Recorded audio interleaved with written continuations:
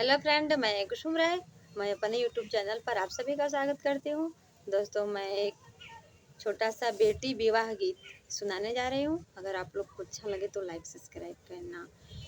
दे तू ना मोरी माया बास काड़लरिया, अरे फूलवा लोढ़न हम जाबै रे लाला नवा, अरे फूलवा लोढ़न हम जाबै रे लाला नवा।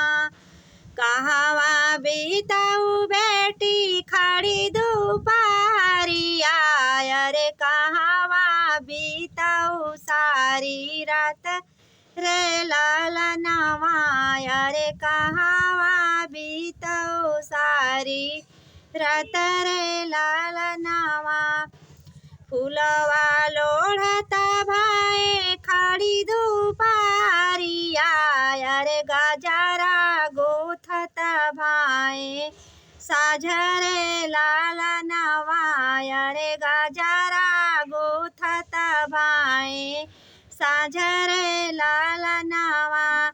मंदिर धोवता भाई आधी की रतिया, अरे शिवा के पूजत भीनु सार रे लाला नवा, अरे शिवा के पूजत भीनु सार रे लाला।